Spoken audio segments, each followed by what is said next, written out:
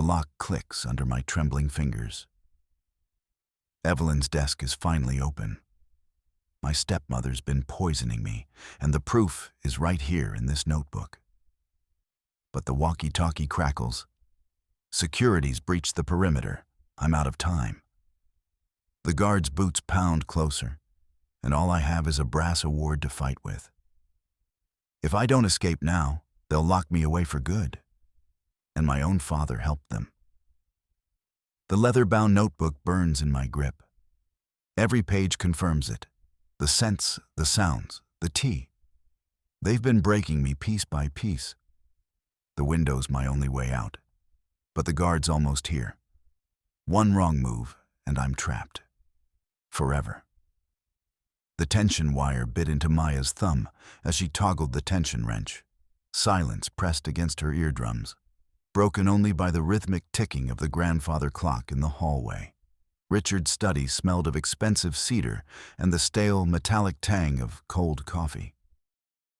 She shifted her weight, the silk of her skirt rustling against the mahogany chair legs. A dull click echoed in the hollow cavity of the desk. The bottom drawer slid forward with a reluctant groan.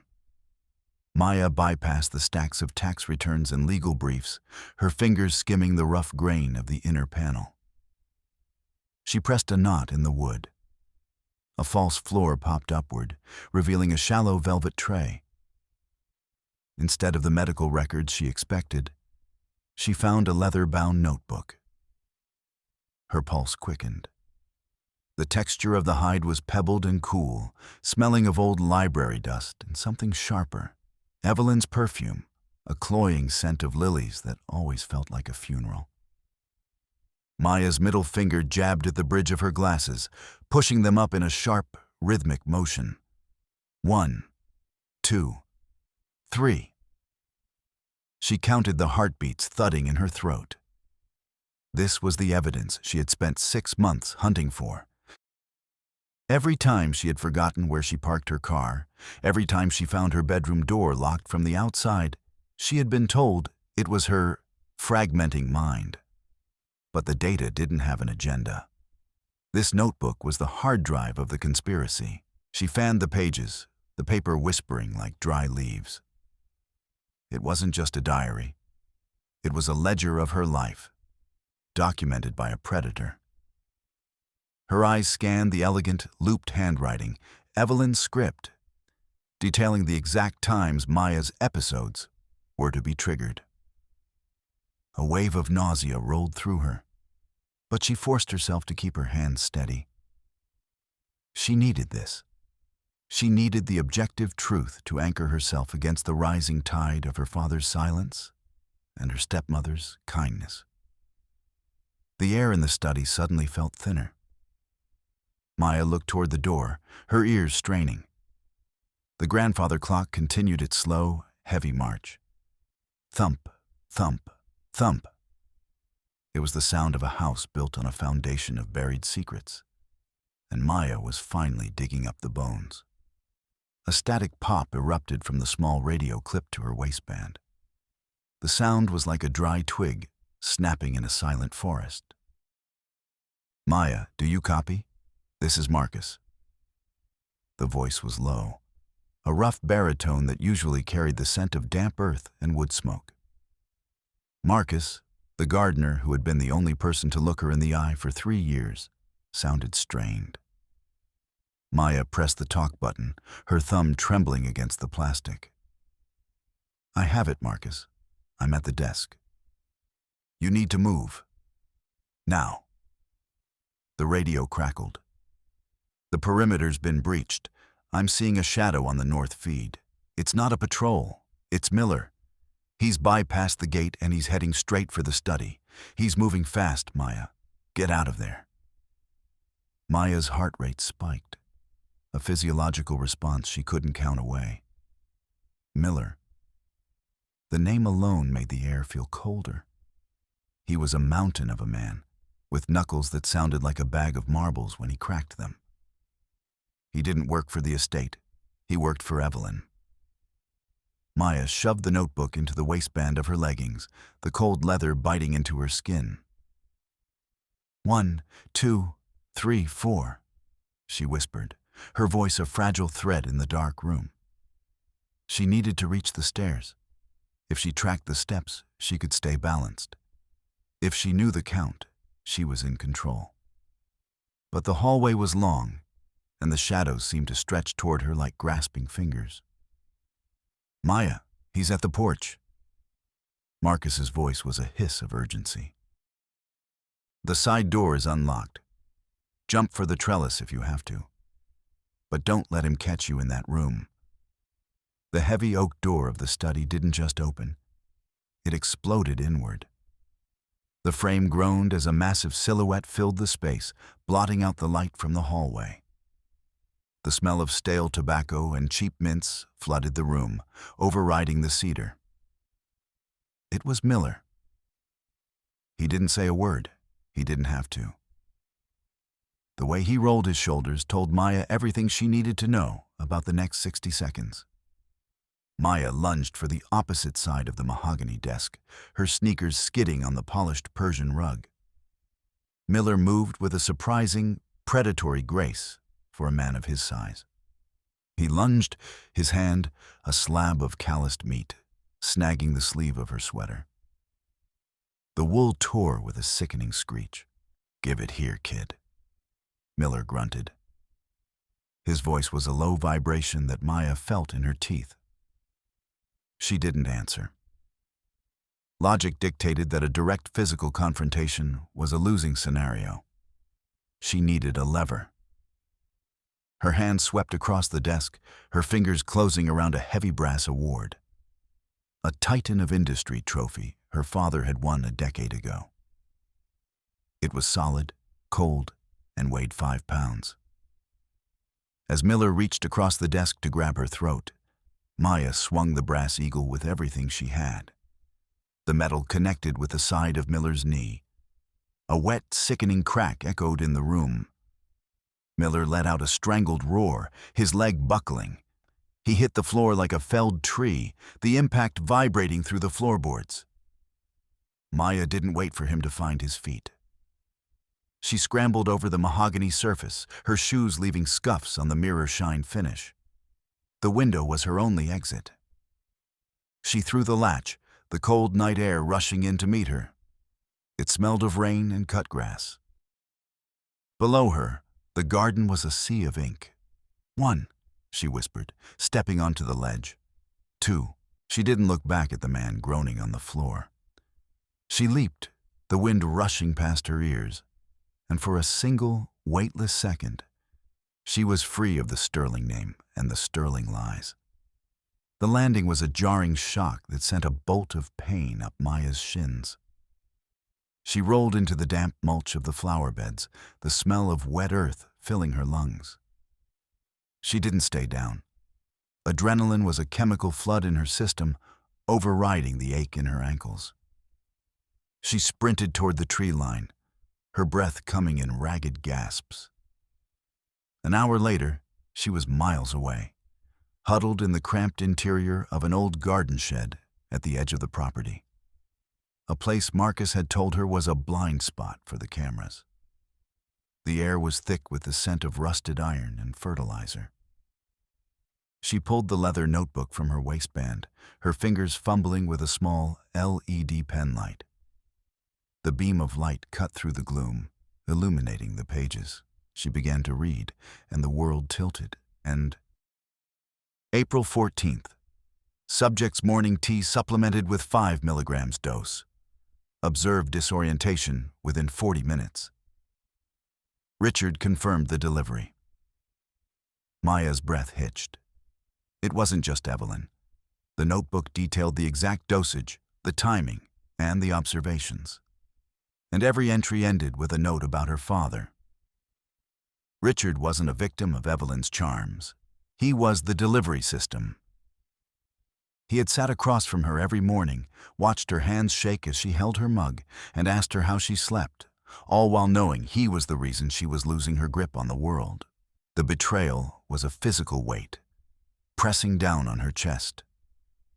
She had spent years trying to protect her father from Evelyn's influence. believing him to be a weak man caught in a spider's web.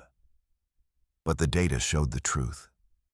He was the spider's apprentice. 98% probability of complicity, Maya whispered, her voice cracking. She turned the page, looking for more, but the text changed. The elegant loops of Evelyn's handwriting were replaced by a series of jagged alphanumeric strings. It was a block of nonsense, a wall of data that Maya's mind instinctively began to parse. It was a cipher. The most incriminating parts of the Sterling Project, the financial transfers, the names of the doctors who had been bribed, the offshore accounts, were locked behind a wall of logic she couldn't break without a key. The rain began to drum against the tin roof of the shed, a rhythmic metallic sound that mirrored the counting in her head. She was alone. She had the evidence, but it was a locked door, and she was standing in the dark with the wrong key. The morning sun didn't bring warmth. It only revealed the extent of her isolation. Maya stood at the edge of the long, winding driveway, staring at her vintage sedan. The car sat lopsided, all four tires shredded into black ribbons of rubber. The air smelled of burnt rubber and the sharp, ozone tang of a job done with professional malice. She reached for her phone, her thumb hovering over the screen. No signal. She popped the back casing, her heart sinking as she saw the empty slot where her SIM card should have been. They hadn't just trapped her physically, they had erased her voice. A white envelope was tucked under the windshield wiper. Maya pulled it free, the paper crisp and expensive. Inside was a legal notice, stamped with the seal of the county court. Petition for involuntary civil commitment. The words blurred before her eyes. Evelyn had moved faster than Maya anticipated. The hearing was in 48 hours. If Maya couldn't get off this property, if she couldn't present the notebook to a judge, she would be disappeared into a private facility, medicated into a permanent fog until her inheritance could be drained. 1, 2, 3. Maya counted, her voice a desperate rasp. She turned back toward the house. The massive stone structure loomed over her like a tomb. She was legally hunted on her own land, and the walls were beginning to close in. She entered through the mudroom, her footsteps echoing on the tile. The house felt different today, hostile, as if the very architecture was conspiring against her. As she crossed the grand foyer, a sound erupted from the hidden speakers of the smart home system. It was a recording. A girl's voice, high and frantic, crying for her mother. "Please, I didn't mean to break it. Don't leave me in the dark." Maya froze. It was her. A recording from 20 years ago, distorted and pitched down until it sounded like a ghost trapped in the walls. The sound bounced off the marble floors, vibrating in Maya's marrow.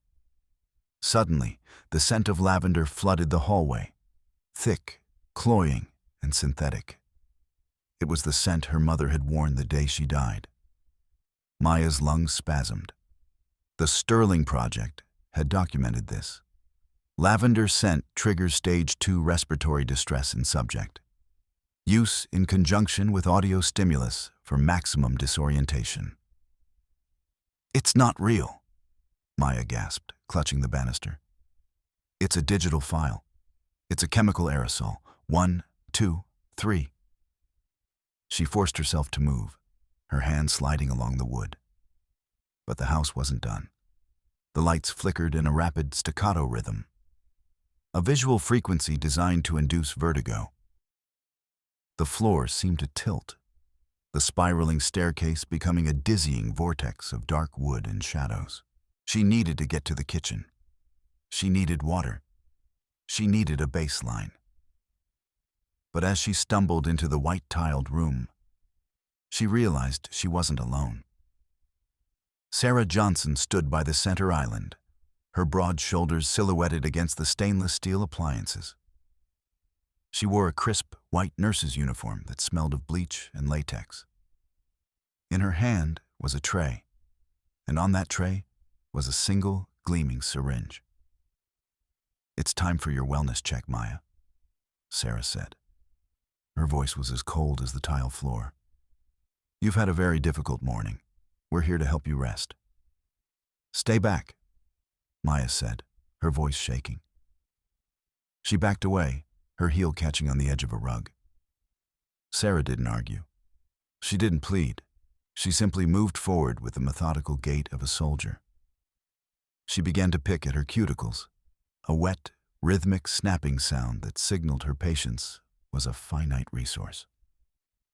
"The court order is already being processed," Sarah murmured. "Resisting will only make the report more definitive. Just a small pinch, and the noise will stop." Maya's hand hit the counter, her fingers brushing against a heavy glass pitcher filled with iced tea. The condensation was cold, a shocking contrast to the heat rising in her face. "I said stay back." As Sarah lunged, her hands reaching for Maya's arm with practiced strength, Maya swung the pitcher. It shattered against the edge of the granite island, shards of glass flying like diamonds in the sterile light. Sarah hissed, a long red line appearing across her forearm. But she didn't stop. Maya didn't wait for a second attempt. She dove under Sarah's reach, her shoulders slamming into the nurse's hip, and bolted for the basement door. She threw herself down the wooden stairs, the darkness swallowing her as she slammed the heavy steel bolt into place. The basement was a tomb of concrete and shadow. Maya leaned against the reinforced door, her breath coming in jagged, sobbing gulps. The smell of damp earth and old coal dust was a relief after the synthetic lavender. She pulled the notebook from her pocket, the leather now scuffed and stained. She needed the cipher. She needed to decode the files before the 48 hours ran out. But her mind was fraying. The recordings, the scents, the flickering lights. They were carving away at her logic. 1, 2, 3, she whispered, her fingers tracing the rough texture of the concrete wall. She reached for the emergency radio, the small plastic device, her only link to the outside world. She pressed the button, her voice a fragile plea. "Marcus? Marcus, are you there? They've trapped me in the basement. Sarah." She tried to drug me. "I have the notebook, but I can't read the files. I need you to get me out. Please." There was a long silence. The static hissed, a cold, empty sound that seemed to fill the room. Then, a click. "I'm here, Maya." The voice was different. The warmth was gone, replaced by a flat, clinical tone that made the hair on Maya's neck stand up. "Marcus? You were always so focused on the data, Maya," the voice said. "But you missed the most basic connection. Blood is the only variable that doesn't lie." Maya's heart slowed, a cold dread settling in her stomach. "What are you talking about?" "Evelyn is my sister, Maya. We grew up in a trailer with nothing but the dirt under our nails. We promised each other we'd never be on the outside looking in again. I wasn't watching the perimeter for you. I was watching you for her." The radio fell from Maya's hand, clattering onto the concrete. The betrayal hit her like a physical blow, knocking the wind from her lungs. Marcus, the man who had brought her secret snacks, who had told her stories about the garden to calm her down. He was the architect of her prison. "She's coming down now, Maya." Marcus's voice buzzed from the floor. "Don't make it harder than it has to be. We just want what's best for the family." Maya backed away from the door, her eyes searching the darkness. She was alone in the dark, and the only person she trusted was the one holding the key to her cage. The heavy steel bolt on the basement door groaned. It wasn't the frantic pounding of Sarah Johnson or the calculated precision of Marcus. This was a slow, Heavy vibration. The door swung open, and the silhouette that stepped through the threshold was one Maya would have recognized in a vacuum. Dad? Richard Sterling stepped into the dim light of the single hanging bulb. He looked older, his face bloated and his upper lip glistening with a perpetual sheen of sweat. He didn't look at her. Instead, he looked at his gold Rolex, tapping the glass with a frantic, rhythmic motion. "Maya," he said, his voice a hollow echo. "You shouldn't be down here. It's not healthy. The air is damp. Dad, look at this." Maya lunged forward, thrusting the leather notebook toward him. "I found it. Evelyn's ledger. She's been drugging me. She's been using the house to break me. It's all here. Her handwriting, the dosages, your name." Richard finally looked at the notebook, but his eyes didn't register the evidence. They remained vacant, fixed on a point somewhere over Maya's shoulder. He backed away, his hands raised as if she were holding a weapon rather than a book. "You're having an episode, Maya," he whispered. "Evelyn told me you might get creative. The doctors say it's part of the projection. You're trying to externalize your confusion." "It's not confusion. It's data," Maya screamed, her voice bouncing off the concrete walls. "Read it. Just read one page." Richard shook his head, a small, pained sound escaping his throat. "I can't do this, Maya. I can't keep watching you fall apart. The clinic, they have specialists. They can help you find the baseline again." "She's stealing from us, Dad. She's using you."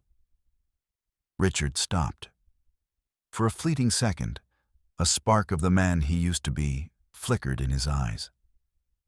He looked at the notebook, his fingers twitching. Maya felt a surge of hope. This was it. The logic would win. He was a businessman. He understood proof. He would see the entries, see his own complicity, and the guilt would force him to act. He would call the police, and this nightmare would end. "I'm sorry," Richard whispered. He bumped into a stack of old crates and immediately ducked his head. Sorry. He reached out, his hand trembling as he took the notebook from Maya's grasp. He looked at the cover, his thumb tracing the embossed S on the leather. "You see?" Maya breathed, her shoulders dropping for the first time in days. "You see the truth now." Richard looked up. The spark was gone, replaced by a cold, flat terror. He didn't open the book. Instead, he tucked it under his arm and turned toward the stairs. "I'll give this to Evelyn," he said. "She'll know how to dispose of it properly. We can't have these delusions lying around when the transport arrives." The world tilted. Maya lunged for him, her fingers catching the fabric of his expensive wool blazer. "No, Dad, please. If you give her that, I'm dead. She'll never let me out." Richard didn't even flinch. He simply detached her hand with a clinical lack of emotion and stepped back into the light of the hallway. "It's for your own good, Maya. We need to be a family again. And we can't be a family while you're like this." The door slammed shut, and the bolt slid home. Maya was back in the dark, but this time the silence was absolute. Her father hadn't just failed to protect her. He had hand-delivered her execution warrant to the executioner. "1," Maya whispered into the blackness. 2, 3. She didn't cry. The time for tears had passed when the logic failed. She sank to the floor, her hands searching the cold concrete. She needed a new variable. She needed to find the one thing they hadn't accounted for. She began to crawl, her fingers skimming the baseboards of the basement archives. This room had been her mother's sanctuary before it became Maya's prison. There were crates of old books, family histories, and records of a life before the lilies and the bleach. Her hand hit a loose floorboard. It didn't groan, it clicked. Maya pulled the board free, her fingers finding a cold, hard object wrapped in silk. She pulled it out, her heart hammering.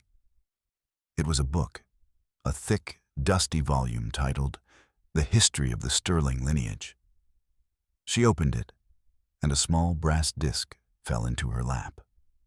It was engraved with a series of concentric circles and a single sliding needle. A cipher wheel. The key, she breathed. She didn't need the notebook anymore. She had the logic. She began to work, her mind racing through the sequences she had memorized from the stolen pages. The alphanumeric strings began to resolve into words. Bank accounts, wire transfers, a contract with a private security firm, Miller's firm. But it was the final page that broke the last of her illusions. It wasn't just about the inheritance. It was about a trust fund clause that only activated if Maya was declared legally incompetent. A clause that would release $50 million directly into Richard Sterling's personal accounts. Money he needed to pay off a gambling debt to a syndicate that didn't accept apologies. Evelyn wasn't just the villain. She was the savior Richard had bought with his daughter's life. Maya stood up, the cipher wheel clutched in her hand. The 48 hours were almost up. She could hear the heavy tread of Miller's boots in the hallway above. She could smell the lavender again. Stronger now, being pumped through the vents at a lethal concentration. She moved toward the back of the basement, toward the small, reinforced room that served as the estate's panic room.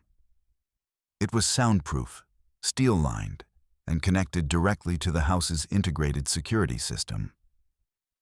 If she could get inside, she could use the maintenance port to override the locks. She could turn the house's own weapons against them. But as she reached the door, a shadow blocked her path.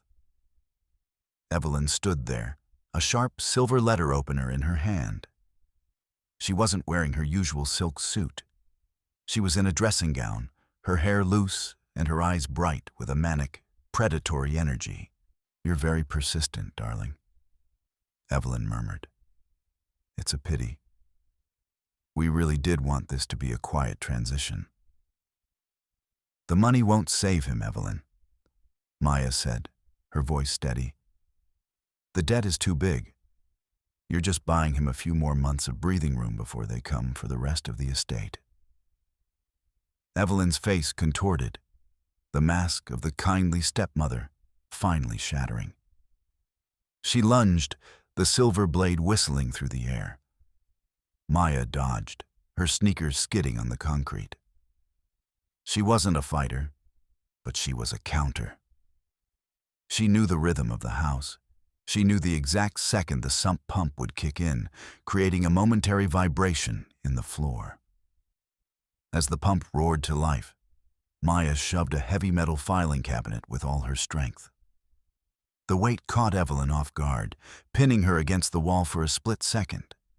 It was all the time Maya needed. She bolted for the panic room, her fingers flying over the keypad. Code 0604. Her mother's birthday. The heavy steel door hissed open. Maya dove inside, her hand slamming the close button just as Evelyn's fingers clawed at the frame. The door sealed with a thud that echoed in Maya's chest. She was trapped in a 10x10 box of cold steel. But for the first time in years, she was the one holding the controls.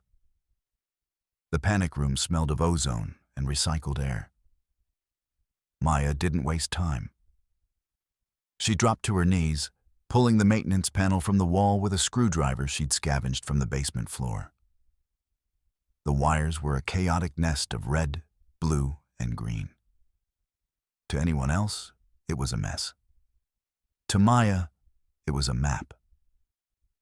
1, 2, 3, she whispered, her fingers stripping the insulation from the main data trunk.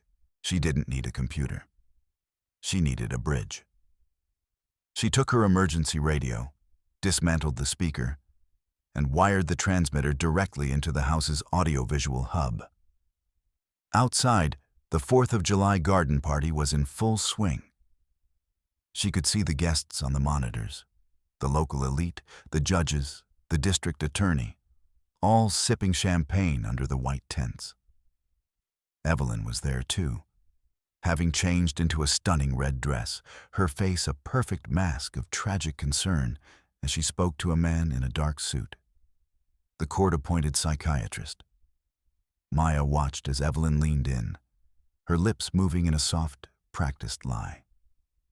"It's so heartbreaking." Evelyn's voice drifted through the intercom. "She's become so violent. She's in the panic room now, refusing to come out. I'm terrified she'll hurt herself." Maya smiled. It was a cold, sharp expression that didn't reach her eyes. "Probability of success. 100%, she whispered. She pressed the final wire into place. Suddenly, every speaker on the estate, from the grand foyer to the garden tents, erupted with sound. It wasn't the distorted recordings of a crying girl. It was Evelyn's own voice, clear and chillingly clinical, reading from The Sterling Project. Asterisk. 5 milligrams dose. Observed disorientation. Richard confirmed the delivery. The garden party froze. The clink of glasses stopped. 1,000 heads turned toward the main house as the decoded files began to scroll across the massive outdoor screens usually reserved for fireworks displays. Maya watched the monitor as Evelyn's face went from pale to ashen. The psychiatrist stepped back, his eyes fixed on the screen showing the financial transfers to Richard's gambling creditors. "What is this?" Richard's voice boomed over the speakers, a recording Maya had captured only minutes ago in the basement. "I'll give this to Evelyn. She'll know how to dispose of it properly." The betrayal was public. The conspiracy was a broadcast. Maya hit the release button on the panic room door. She stepped out into the hallway, her head held high. She didn't count the stairs as she ascended to the foyer. She didn't need to. The house was no longer a maze. It was just a building. She walked out onto the veranda, the humid night air hitting her face. The police sirens were already wailing in the distance, a blue and red pulse against the dark trees. Evelyn was screaming, a raw, ugly sound, as she tried to claw the phone out of a guest's hand. Richard was sitting on a stone bench, his head in his hands, apologizing to the air. Maya walked past them, her sneakers silent on the gravel. She didn't look back. She had the notebook in her hand, not as evidence, but as a trophy. She reached the gates of the estate and stopped. The air smelled of wood smoke and freedom. She took a deep breath, the scent of the night filling her lungs without the sting of bleach or the cloy of lilies. "One," she said, her voice clear and steady. She stepped out onto the public road and started to walk. She didn't need to count anymore. She knew exactly where she was going.